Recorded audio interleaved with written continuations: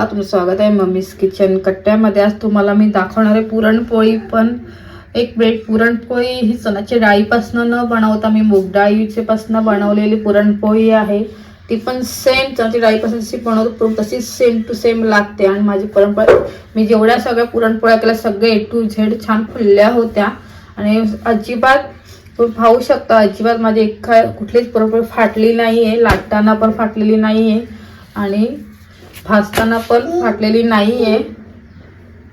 तर चॅनल नमस्ते, तर please subscribe करायला विसरू नका आणि मला कमेंट करून नक्की सांगा मग तुम्हाला आजची रेसिपी कशी वाटली।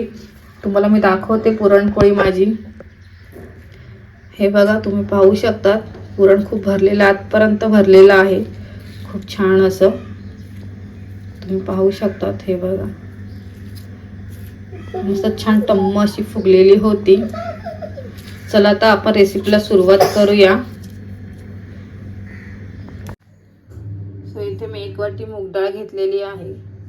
तुम्ही धुवून घ्यायची आपल्याला व्यवस्थित आणि शिजवून घ्यायची। मी आज तुम्हाला मूग डाळीचे पुरणपोळ्या कशा करायच्या ते दाखवणार आहे।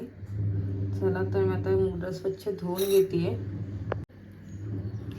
वेळ असं तुम्ही मूग डाळ भिजत टाकू शकता। तुम्ही वेळ नव्हता भिजत टाकला ना, मी डायरेक्ट आता ते कुकरमध्ये ट्रान्सफर करते आणि आपल्याला पण चण्याची डाळ कशी शिजवतो त्याप्रमाणे हे शिजवून घ्यायचं आहे व्यवस्थित असं। खूप शिजवायचं चण्याची डाळ शिजवायला खूप मूग डाळीला खूप कमी शिजवावं लागेल, तर मूग डाळ ही लगेच शिजली जाते, त्याच्यामुळे शिजवून घेते व्यवस्थित। आणि तुम्ही कुठून बघतात कमेंट करून मला नक्की सांगा। 1 वाटी पाणी ॲड केलेलं आहे आणि आपण आता मूग डाळ शिजवून घेऊया। मूग डाळ शिजेपर्यंत आपण गूळ किसून घेऊया। मूग डाळ शिजायला ठेवते। आपण ज्या वाटीने चणा मूग डाळ घेतलेली आहे त्याच वाटीने मी मैदा घेतला 1 वाटी। 1 वाटी गव्हाचं पीठ घेतलेलं आहे। तुम्ही नुसतं गव्हाच्या पण करू शकतात किंवा नुसत्या मैद्याच्या पण करू शकतात। पण हे दोन्ही मिक्स करून केलं ना की आपले पुरण फुटत नाही, छान लाटली जाते।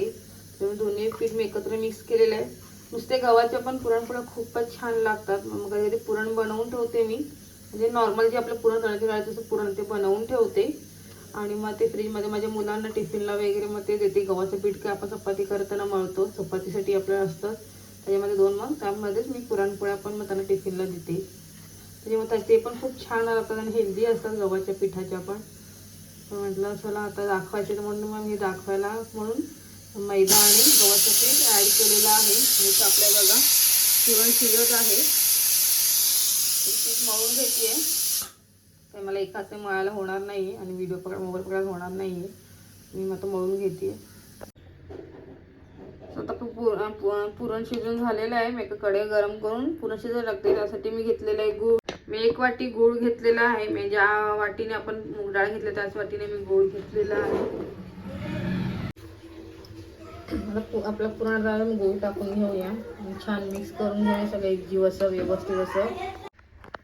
आपण नॉर्मल पुरण कसं मिक्स करून त्याप्रमाणे हे सगळं छान मिक्स करून घ्यायचं आणि शिजवून घ्यायचे पुन्हा एकदा। तुम्ही स्लो गॅसवरती सगळं शिजवून घेणार आहे आणि तुम्हाला दाखवते मी। तुम्हाला एका हाताने होत नाही, कढईमध्ये पडते, त्याच्यामुळे मी आता हे पुरण छान एकजीव करून घेते। तुम्ही पाहू शकता आपलं पुरण रेडी झालेलं आहे। सो ह्याच्यामध्ये मी टाकते आपला वेलची पावडर, जायफळ पावडर मिक्स असतं ते मी ॲड करणार आहे। गॅस बंद करणार। आपल्या नॉर्मल पुरणपेक्षा हे जास्त लवकर होतं। पाहू छान झालेलं आहे। त्याला वाटून घ्यायचं आपल्याला गरम गरम असं। तुम्हाला थंड झाल्यावर तुम्ही मिक्सरला सुद्धा वाटू शकतात, पण नाही वाटलं तरी चालणार आहे। आता पुरण यंत्र नाही आहे माझ्याकडे, जाळी येते, आपल्याला असं छान मिक्स करून हे करून घ्यायचं आहे। गरम गरमच करायचं म्हणजे लवकर जातं आपलं। आणि समजा थंड झाल्यावर तुम्ही मिक्सरला पण वाटू शकता पुरण, कारण मूग डाळीचं आहे तर लवकर मूग डाळ छान व्यवस्थित शिजली जाते आणि पुरणही छान होतं। कधी कधी मग नाही हे केलं तरी चालतं। मी आता अशा प्रकारे सगळं छान वाटून घेते। तुम्हाला माझी रेसिपी कशी वाटली मला कमेंट करून नक्की सांगा। चला तर अशा प्रकारे पुरण मी सगळं वाटून घेते पुरण यंत्राशिवाय।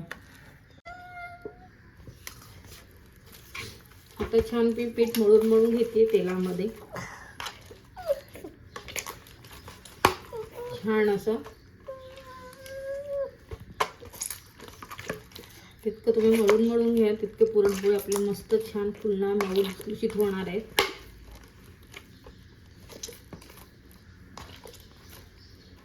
तुम्ही पाहू शकता आपलं पुरण छान झालेलं आहे, कोरडंसं व्यवस्थित असं. आता आपण पुरणपोळी बनवायला घेऊया. आता त्याचे गोळे करून घेते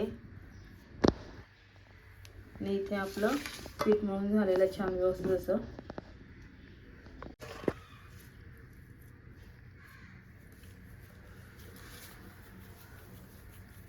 आपण गोळा बनवून घेते मी.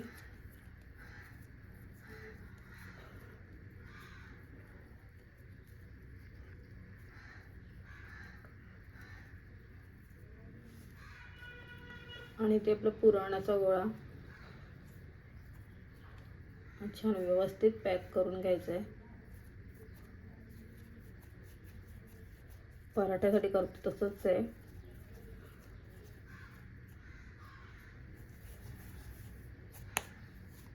आणि कशाने लाटायचं ते तुम्हाला मी दाखवणार आहे. आपली पुरणपोळी फाटणार नाहीये.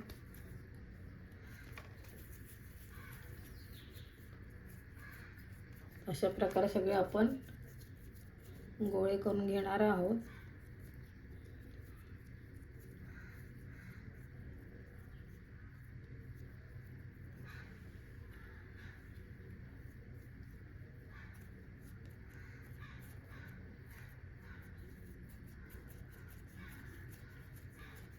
सगळे करून घेऊया अशा प्रकारे आपण.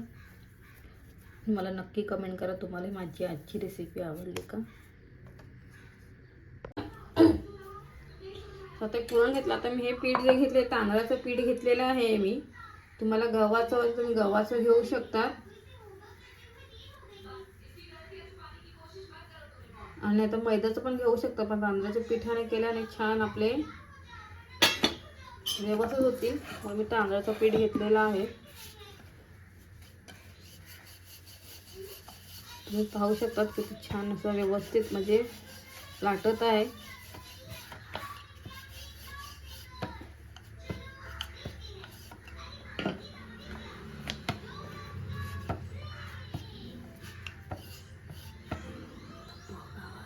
लाटताना हे बघितलं तुम्ही पाहू शकता अजिबात माझी फाटलेली नाही आहे पुरणपोळी. हे बघा, ह्या साईडून बघा फाटलेली नाही आहे.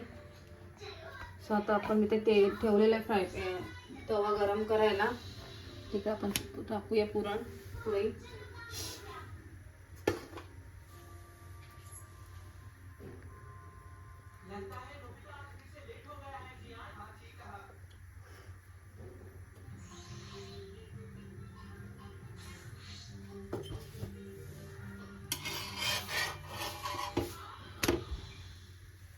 एक साईडची शिजू देऊया आपण.